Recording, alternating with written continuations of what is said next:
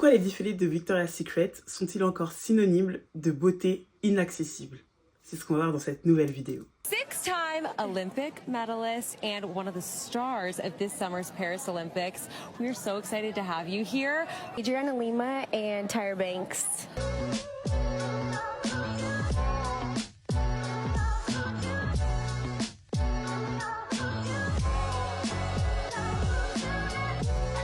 Coucou tout le monde, j'espère que vous allez bien. Bienvenue dans cette nouvelle vidéo. Alors, on va parler du défilé Victoria's Secret 2024. Oui, j'ai bel et bien regardé le défilé de Victoria's Secret.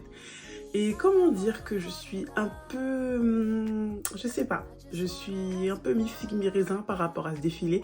Je vais vous expliquer pourquoi.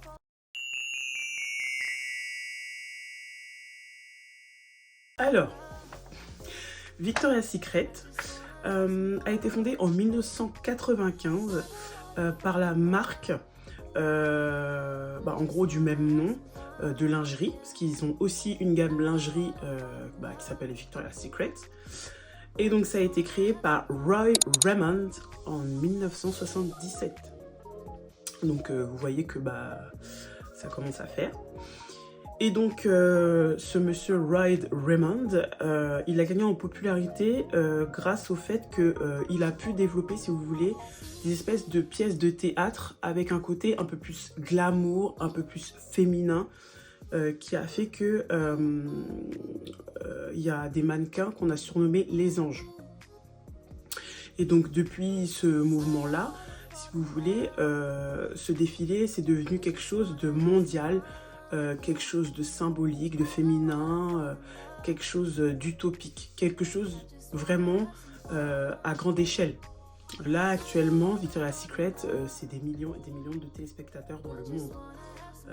Malgré tout ce qu'il y a pu y avoir comme polémique autour, Victoria's Secret reste un défilé qui est clairement idéalisé.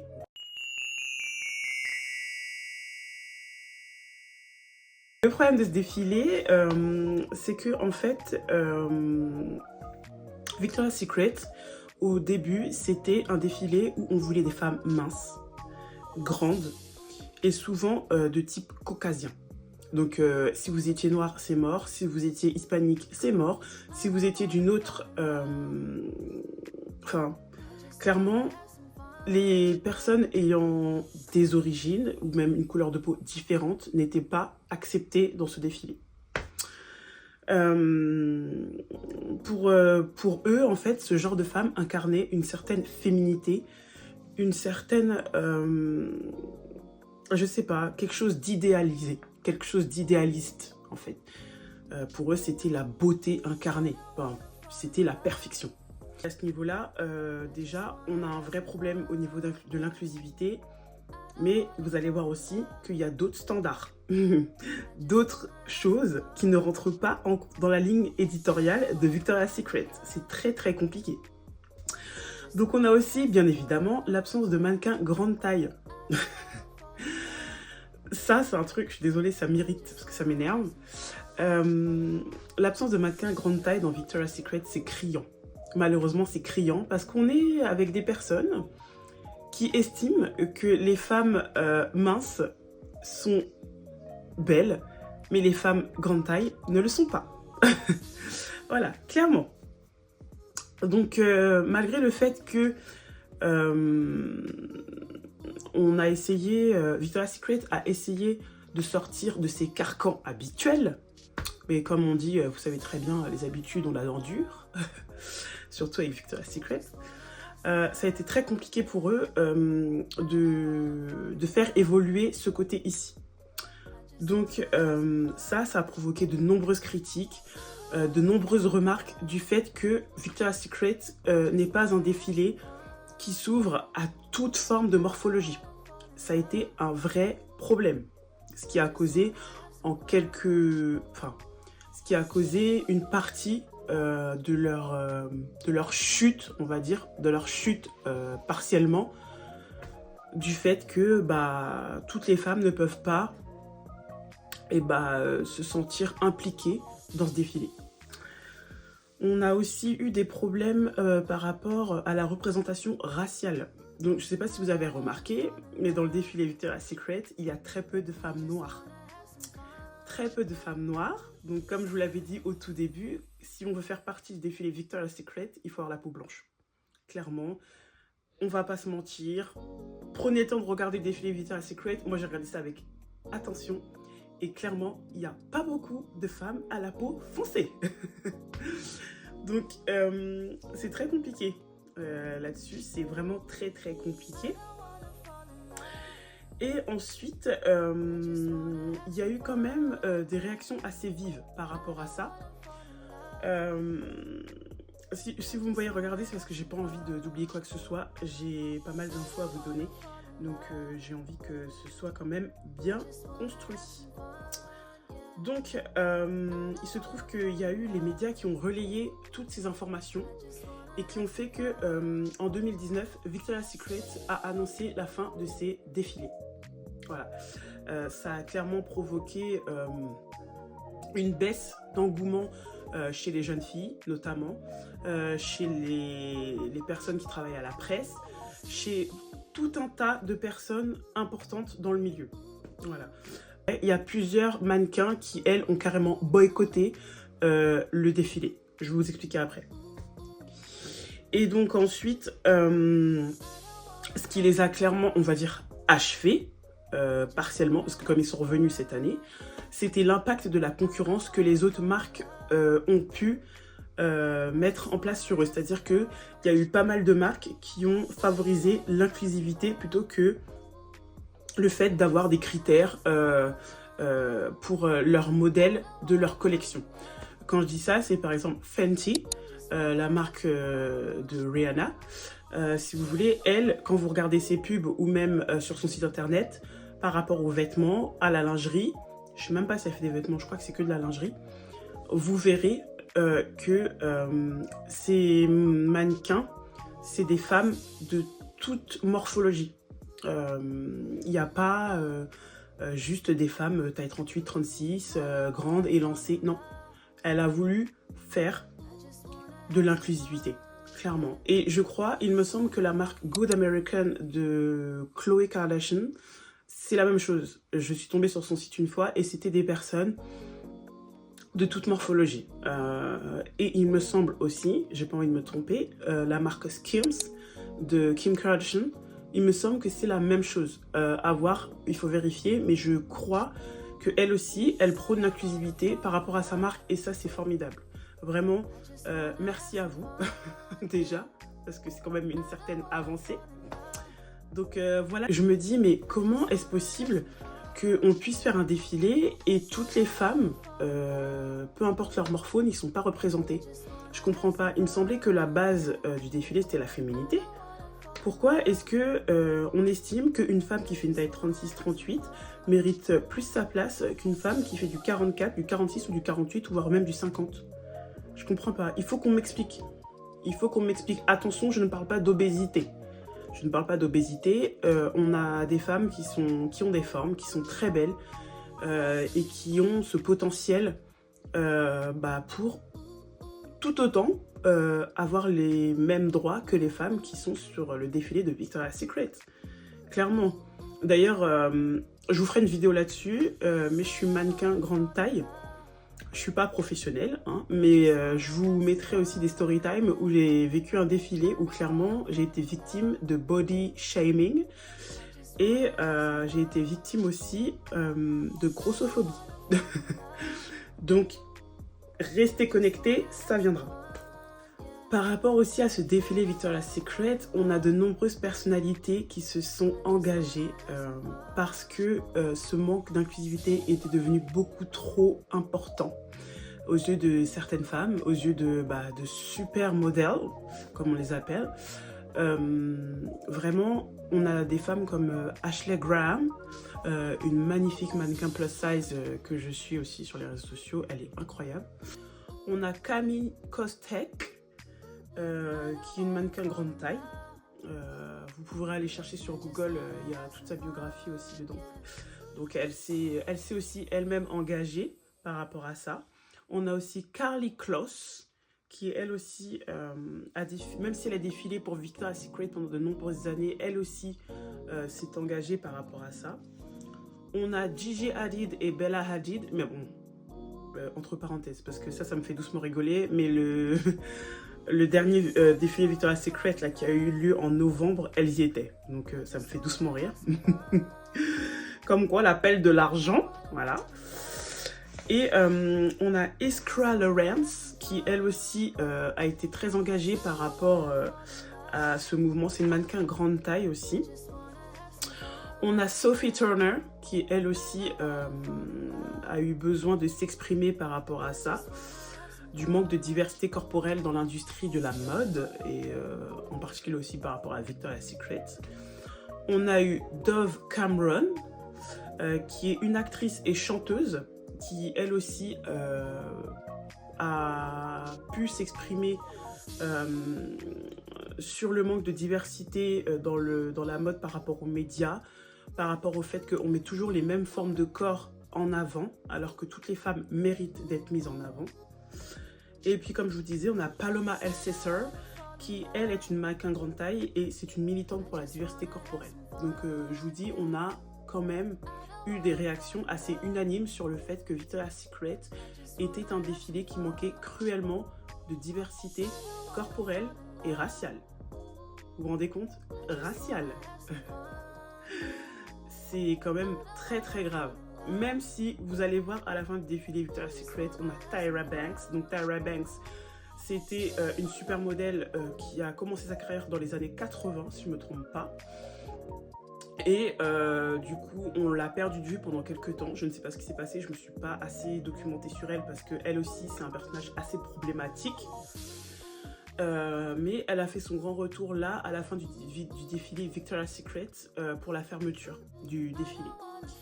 Donc voilà, je pense que c'était une façon pour eux de montrer que ils ont passé quelques étapes avant de revenir et que en termes racial, ils essayent de faire des efforts. Mais moi je suis désolée, Tyra Banks, pour moi c'est pas une vraie femme noire. Pour moi, des vraies femmes noires, il y en a des tas et des tas, et même des mannequins grande taille noires, il y en a aussi des tas et des tas. Donc je pense que là-dessus, c'est un peu de l'hypocrisie généralisée quand même. Voilà.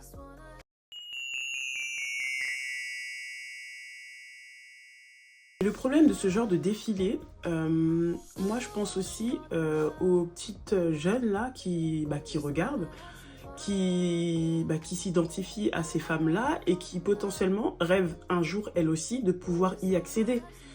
Et ça c'est un vrai souci parce que on est dans une société où on a des normes, on va dire des normes de beauté, des standards de beauté qui pour moi sont biaisés, qui ne sont absolument pas réalistes et qui poussent certaines jeunes femmes, jeunes filles, à avoir une image de leur corps qui n'est pas la réalité.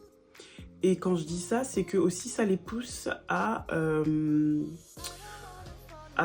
des dangers terribles de santé pour pouvoir leur ressembler, notamment l'anorexie.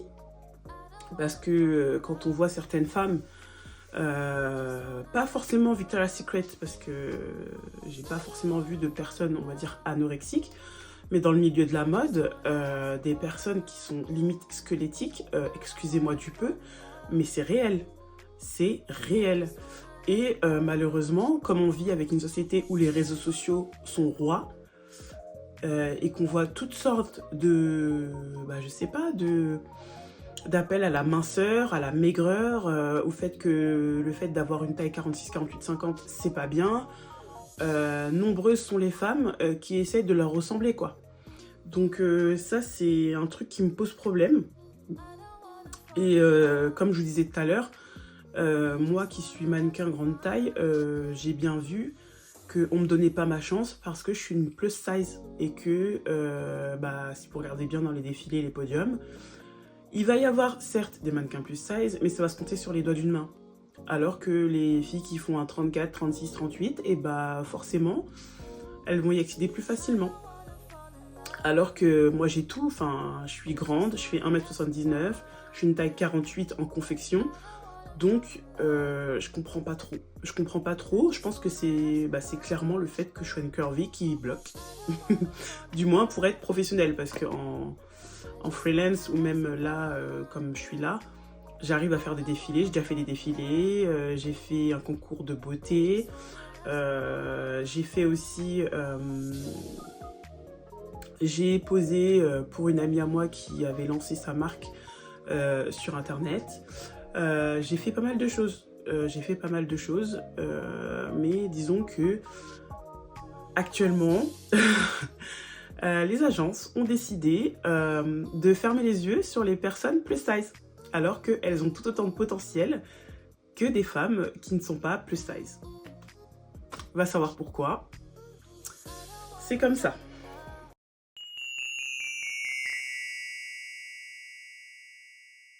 Là où je suis contente, d'un côté, parce que dans le malheur, il y a quand même un petit peu de bonheur, il y a quand même des marques qui prônent l'inclusivité, qui pensent à nous, et qui arrivent à penser à l'humain et au fait que les femmes peuvent s'identifier.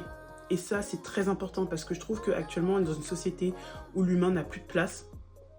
Et c'est vraiment ce que tu dégages en termes d'argent, en termes de ce que tu vaux, alors qu'un corps, ça s'exprime pas en euros ou en dollars, clairement. Donc il y a des marques, comme je vous dis tout à l'heure, Fenty, la marque de Rihanna, incroyable en termes d'inclusivité. Franchement, j'étais trop contente quand j'ai vu ce qu'elle prônait sur son site, quoi. Franchement, Rihanna, c'est une femme que je respecte et que je respecterai, même si elle ne fait plus de musique. Pour moi, c'est une personne qui est entière et accomplie sur tous les points de la femme. Quand vous voyez même au niveau même de son maquillage, la diversité qu'il y a en termes de fond de teint. Ok girl. Ok girl. On a d'autres marques comme Asos Curve. Donc Asos Curve, incroyable aussi, franchement. Même si je trouve qu'ils ont un peu augmenté leur prix. Mais c'est vraiment une super marque. Franchement, pour les personnes grande taille, j'ai rien à dire. On a Fabletics de Kate Hudson, qui est vraiment aussi incroyable. Je suis allée sur son site, j'ai regardé et franchement les mannequins, top. J'ai vraiment rien à dire.